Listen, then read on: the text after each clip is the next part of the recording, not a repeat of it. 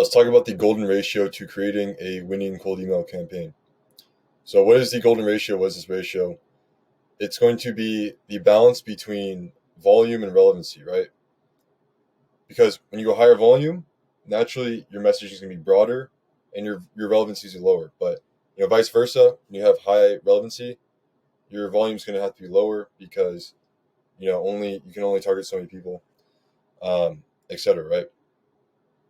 Of course, the outside offer is a factor within this, but we're just talking about this specific ratio between volume and relevancy and where to find that key middle ground, or if you should just go all in on volume or go all in relevancy. We're gonna discuss that here today. So let's dive into it, right? So for some offers where deep saturation is prevalent and the TAM is really big, which is probably your offer. Most people that watch this video, they're probably gonna be running a marketing agency, something along those lines, right? If you run a marketing agency, odds are you have a big TAM, and your offer's saturated, right? Every beginner is just getting to marketing agencies. It's the most basic thing ever, or like lead gen, etc. So if you are within this category where saturation is prevalent and your TAM is big, the solution is going to be most likely high volume with broad targeting, right? Because even if you have the most tailored offer with the most insane case studies, the odds are your prospects have seen similar and they're desensitized. Especially, let's say you're targeting e-commerce. From working with multiple e-commerce agencies, targeting a lot of the same people, we have found that really, especially right now, as of it's like February 8th, 2024, prioritizing volume, like heavy volume, I'm saying like 4,000 emails a day plus, is going to yield more meetings booked than going for like these really small, like 500 lead campaigns. Even though, let's say, your KPIs might be a little bit better for these smaller campaigns, it's better to just ram more volume, maybe take a slight hit on KPIs. Obviously, you want to create the best list possible. You want to create the best scripts possible. You obviously want to have everything in place, but again, the trade off is it won't be as relevant.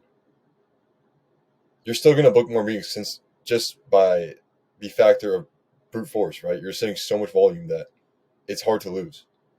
So if you are in one of these type of markets, high volume plus bar targeting, and I'm saying high volume. I'm not saying 1,000 emails per day. I'm saying like 4,000. Like you're going all out, right? That's going to be key, especially if you're talking e-commerce. That's going to be huge, right?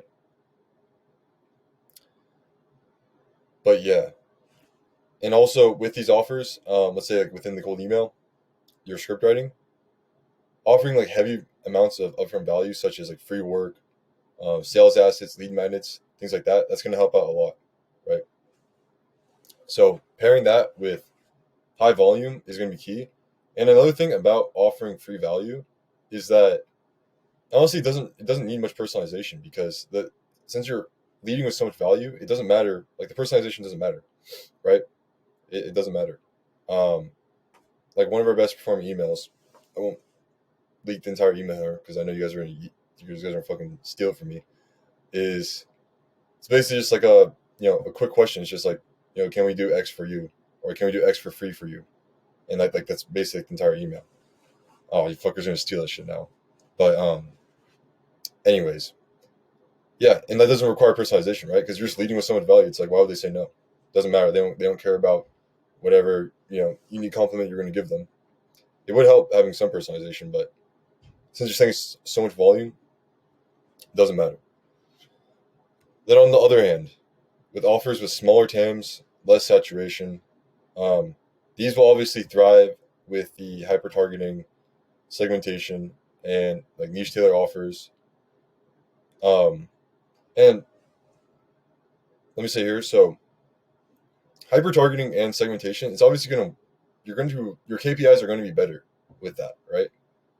But the reason why I say going with the high volume bar targeting with the bigger niches that are more saturated, your sort of investment of time and effort is going to yield more results by just ramming heavy volume for the bigger markets versus sitting here, on Apollo creating micro lead lists, and doing these insane GPT prompts to create these super personalized emails.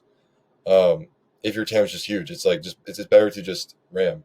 But the thing is, if you did go out your way and you spent 8 hours a day creating all these micro campaigns to um, hyper segment and stuff like that with tailored offers, etc., you're going to get obviously have better KPIs and you get better results. But I'm just saying at scale, it makes more sense to just ram volume. But yeah, if you're able to put the systems in place to just have all these super niche hyper targeted campaigns, then of course go for it. But this is especially good for smaller TAMs with less saturation.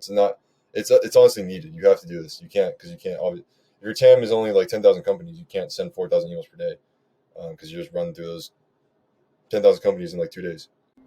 But yeah, all in all, the lesson here is to test.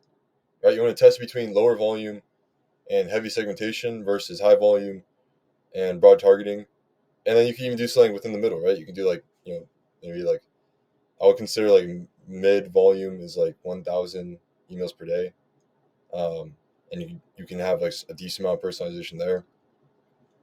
Just test along this sort of spectrum, right? From high volume to high relevancy. See where you find the perfect middle ground, right? Because it's a sliding scale.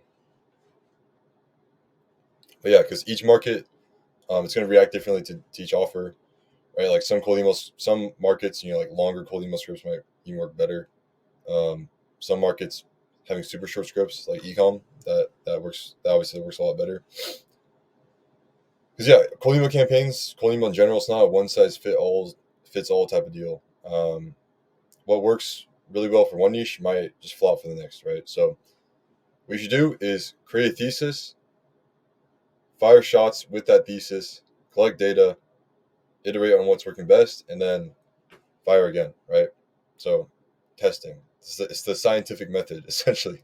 I essentially wrote out the scientific method without even realizing it. But yeah, again, goal is to find the sweet spot between pure numbers and tailored messaging at scale. So try this out for yourself. I recommend, creating multiple campaigns. Something that we do for our clients. And if you'd like to work with us, go to revgrowth.ai and book a call with me. We will test this for you, create all these campaigns, etc. Anyways, what we do for our clients is we do a mix of the both, right? We'll have these massive campaigns, uh, you know, with more of a broad targeted approach. Then we'll also fire out these mini campaigns. These like maybe they only have like a lead list size of like let's say like 300 or something, but it's super personalized and tailored. So we're getting a mix of the both, which is honestly kind of the best. Again, depends on your niche, but yeah, that's my recommendation. Again, if you like to work with us, go to redgrowth.ai. I won't pull it up here, but call with us there. I have a nice VSL on there. You could watch that video. It's basically a 2-hour course. You can check that out there. That'll teach you everything about cold email. And then you can also go to theoutboundcode.com and sign up to my newsletter. And you can catch up to any releases, drops, whatever sauce I come up with in my brain at that moment. So, yeah. Hope this video helps. Cheers.